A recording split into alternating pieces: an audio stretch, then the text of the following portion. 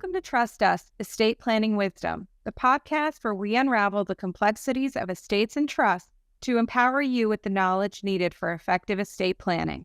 This podcast is hosted by seasoned estates and trust attorneys, Danielle Friedman, Fineburg, and Charles Max McCauley.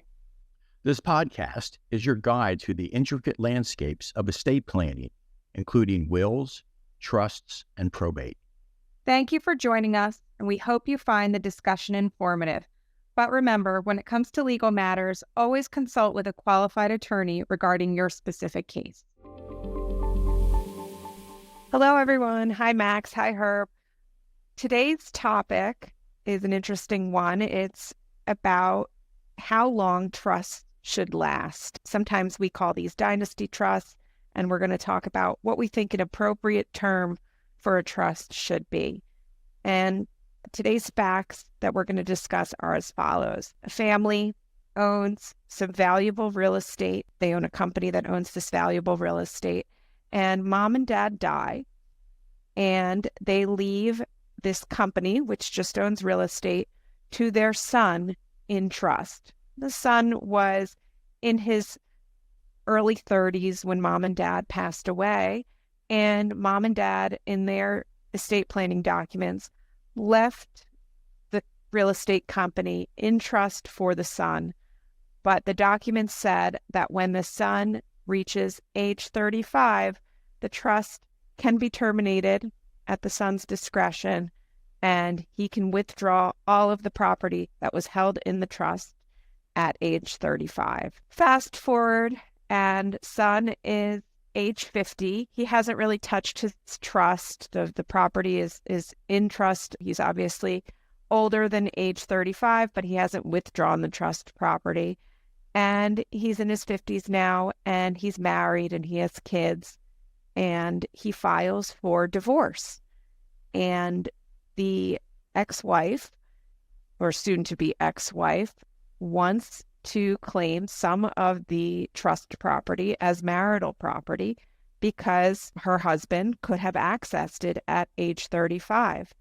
And the parents did not foresee that giving their son a withdrawal right from the trust at age 35 led to the unintended consequence of his soon-to-be ex-wife being able to claim some of the trust assets, or really all of the trust assets, as marital property, and not only receive part of the trust assets as marital property, but also any appreciation on those trust assets from age 35 through the date of divorce as part of the divorce settlement. So, Herb and Max, is this something that you've seen previously, these types of trusts and this type of result when a trust is not a lifetime trust for the beneficiary, but rather terminates at a certain age, or where the beneficiary has withdrawal rights at a certain age? Yes, it's not uncommon. We don't typically prepare documents that way. One of the first things that always sets off alarms is giving the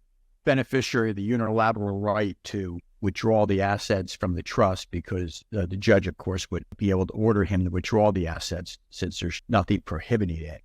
So in most of our trust documents, we would typically say that the trustee has the discretion to distribute it, so that if the son is in a situation like this, at the minimum, the trustee can defer the distribution rights at the trustee's discretion and keep it in trust, which might help in the divorce proceeding. And Max, this client had a prenuptial agreement, and I'm getting the impression that the prenuptial agreement granted his spouse the right to claim future appreciation after the marriage to these assets, even this asset in trust.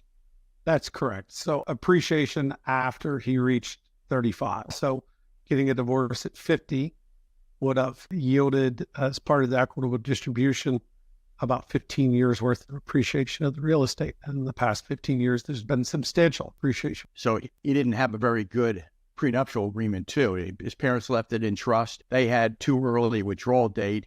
He then compounded the problem by saying that after age 35, and he picked that up because his trust said he got it at 35, and her attorney said, well, you have a right to it at 35. She gets all the appreciation after 35. Half of the appreciation and an equitable distribution of the appreciation past 30 became part of the marital estate. And the prenuptial agreement expressly referred to the trust. So it was certainly something somebody had intentionally planned on. Danielle, what are the advantages or disadvantages of 35 versus a lifetime? And how have you seen that change over the years? Sure. So take that in two parts. As far as advantages to age 35 and allowing a beneficiary to withdraw assets at age 35, I guess the only real advantage there is reduced costs of administering a trust for a beneficiary after age 35. But I don't really see any other advantage, and that so-called advantage seems somewhat de minimis compared to the downsides of being able to have that trust property available for distribution in the event of divorce or available to the claims of creditors. There's not a huge advantage to having a trust terminate at any age. If your state allows a trust to last for a longer period of time, because each state has different rules about how long a trust can last, I go for the longest period possible. And the reason is because allowing a trust asset to stay in place within a trust for, let's say, a beneficiary's lifetime protects that asset from the beneficiary's creditors. It protects the asset in the event the beneficiary gets divorced. Now, of course, the terms of the trust have to be written a certain way to afford the beneficiary those advantages. But the way that I draft trusts, those assets would be protected. And it's really kind of an old-fashioned methodology to permit the beneficiary to have withdrawal rights at certain ages. And it's sort of a cookie cutter approach that was really popular back in the day. And my outlook on trust drafting has evolved when I see that the benefits to leaving trust property in trust for a beneficiary's lifetime, the advantages greatly, greatly outweigh any sort of administrative considerations in allowing a trust to terminate or giving a beneficiary withdrawal rights at a certain age. And moreover, in this scenario where you had parents die and leaving assets to their son in trust, if there are any death tax consequences to doing that, those death taxes, whether it's the federal estate tax or state inheritance tax, they're paid one time at the death of the surviving parent. And then that's it. They're not paid again because hopefully the tax has been paid or there's been enough exemption that covers any future taxes that might be due. And if you have a trust that terminates at age 35, you are bringing all of those assets back into the beneficiary's taxable estate. And then what you're doing by having that term is triggering estate taxes again. So when the son dies, and let's say he leaves the assets to his children, they're going to have to pay inheritance tax again. They're going to have to pay federal estate tax again. If you had a lifetime trust, you only pay the tax once and you eliminate the tax being triggered for future generations. So that's a very interesting point. The longevity of the trust is important for saving on estate taxes. So if the trust continues, and assuming there's no generation skipping transfer tax applicable, if the trust is an exempt trust for GST purposes, generation skipping transfer tax, when that person pulls it out of the trust into his name, that beneficiary, my guess is there's going to be a federal estate tax of about 40%. Yeah. I mean, in this case where you have super valuable real estate that I think it was worth around $100 million at the time that client was getting divorced, so in his 50s. Let's say he dies around this time, if something horrible happens and he dies with this $100 million asset that he has access to, he's going to have a federal estate tax. He has his exemption of currently $14 million. And then you have $86 million subject to federal estate tax, and 40% of that is going to be subject to federal estate tax. So round numbers, by taking it out of the trust, he's changed his estate plan unintentionally by allowing the government to be a beneficiary of 40% or $32 million, his kid's getting the balance as opposed to his kid's getting all of it. Exactly. And the unfortunate thing about these types of trusts is that the beneficiary can't really do anything about taking out the assets. You know, let's say he's sophisticated and he's in his 50s and he has this highly valuable asset in trust and he says, well, I have the right to withdraw at age 35, but I didn't exercise that right. So I'm leaving it in trust. Will that save me from federal estate tax? I'm not going to touch the trust. And unfortunately, the answer is no, because he has the right to withdraw at age 35. The IRS and other taxing authorities don't really care if you exercise your right to withdraw. If you have that right, the way the IRS looks at it, it's your asset, whether you withdrew it or not. So even taking the position of, well, I'm not going to touch my trust, I'm going to make the decision to just leave the money in there, doesn't matter because the trust says it's yours at age 35. So that's a good reason to have the discretion to withdrawal eliminated and give the trustee a discretion to distribute. Yeah, I mean, in the trust we create for our clients, rather than giving beneficiaries withdrawal rights, the trust assets are in trust for the beneficiary for their lifetimes, and then the trustee has a purely discretionary power whether to distribute trust property or not. And what that does is protect the assets from the beneficiary's creditors, including divorcing spouses, and it prevents the assets from being included in the beneficiary's taxable estate when the beneficiary dies. So when the IRS looks at that trust that is purely discretionary and held for the beneficiary's lifetime, the IRS can't make the argument that those assets were in the beneficiary's taxable estate. Instead, they are outside the beneficiary's taxable estate and they're not subject to death tax. So one of the things is when you prepare documents such as what was done here, where you have a right to withdraw at age 35, you were in essence voluntarily agreeing to be subject to an additional tax. And when you said additional tax, this isn't income tax. This is some other kind of tax. Correct? Yes. When we talk about saving on federal estate taxes, death taxes, sometimes people get that confused with income taxes. We're still paying income taxes. So if there's a profit in the business, still have to pay the profit in the business, but we don't have to pay what we call a surcharge or a transfer tax applicable when the asset passes from one person to another. That's a transfer tax. Danielle and Herb, so how does this lifetime trust differ from another kind of trust I've heard called a dynasty trust? Or is it the same thing? So those terms can be interchangeable. Dynasty trust typically referred to trusts that last multiple generations. If you have a lifetime trust, hopefully it will also last multiple generations. It really depends on the value of the property in the trust and if it's going to sustain multiple generations of beneficiaries. That being said, you're not stuck with a lifetime trust if, for example, the trust assets have diminished to a point where it doesn't make sense to keep them in trust. Let's say over the years that you've spent down the trust, beneficiaries have expended trust principal and income, and now let's say there's $50,000 left in the trust. All trust agreements, or most trust agreements, usually have provisions in there that say that if a trust is diminished to a point where it's no longer administratively practical to keep the assets in the trust can be terminated. So your hands are not tied and you're not beholden to the trust document. But I would say generally dynasty trust and lifetime trust are used interchangeably. So if you look at trust, and let's just take a simple example. You have a trust that has $10 million in it, and you're trying to decide whether to take the money out of the trust and reintroduce it to the federal estate tax system and therefore pay 40% to the government when you die.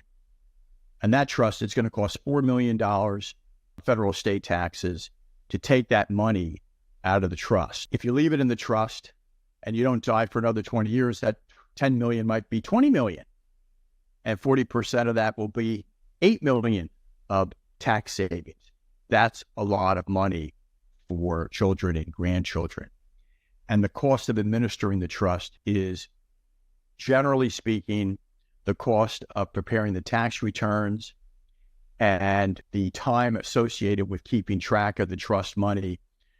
Oftentimes, the trustee is a member of the family and they don't charge a very large fee, or they don't charge a fee at all. Or if it's a bank, they charge approximately 1% of the corpus each year, which might include tax returns. So even 1% a year is never going to get you to the 40% surcharge you're going to pay when the next generation passes away.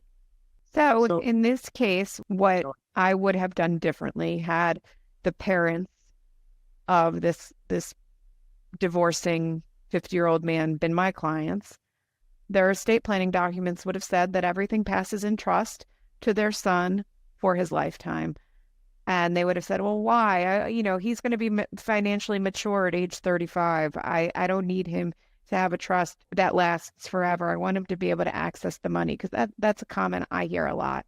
And I say to them, listen, at age 35, he's probably going to be married. He might be in a profession, because when they were doing this planning, their son was probably young, didn't know exactly what his future held. And I like to tell people that at age 35, you're concerned about him accessing the money. Well, at age 35, you should also be concerned about divorce, either at that age or in the future. And if he's in a high-risk profession, you should also be concerned about the fact that there might be creditors that may go after your son. So leave the property in trust for his lifetime. He can still benefit from it. He can still use the money if needed. The trust is solely for his benefit, but you get these added freebies. Really, it's a freebie. You're paying for the estate planning. You might as well get the trust that protects your children and your beneficiaries the most that it can, and have it in trust for their lifetime. And here you have another unintended consequence, which is now the son is getting divorced. His ex-wife is going to receive a portion of the property that they wanted to keep in trust for their son. Now it's possible that the ex-wife gets remarried, maybe has children in the future, and leaves a part of that property to her new spouse or her children, which are not the children of her ex-husband. And then you have property passing to individuals that the original owners could have never dreamed of, certainly would not have desired to have owned that property. So on that point, we've been talking about this particular individual's divorce. After he withdrew the property from the trust, he also could have died and left it to his wife. And for the reasons Danielle has just described, it may never reach the hands of the parents' grandchildren. And in our next episode, we'll go over an illustration of that. Children, they can be terminated at any time. Not only can they be terminated at any time, they can be attacked and litigated as to whether they're enforceable, for a whole list of things that I won't go into now. While the trust will continue to be respected by the courts protect wills and trusts and don't let beneficiaries generally disturb the terms of the trust. Well, I think we covered everything that we could today when it comes to lifetime trusts or dynasty trusts. And I think the consensus is, if you have the option, have the trust last for the beneficiary as long as possible. Matt, Yes. Herb, anything else you want to add? I agree. Have it last for as long as possible as state law permits under the perpetuities clause. And we were sort of leaning towards dynasty provisions, so it would be for the life of the children, potentially the life of the grandchildren for the same reason. It might even reach great-grandchildren. Material wealth can be passed on for many, many generations. As we know, all the wealthy families in America have trusts that go on and on and on. Wow, great topic. And we brought up a lot of very interesting issues, which they may be hard to digest at one time, but as we go through our podcasts, these issues will come up over and over again, and they will begin to resonate with our listeners. All right, everyone, until next time. Be well. Take care.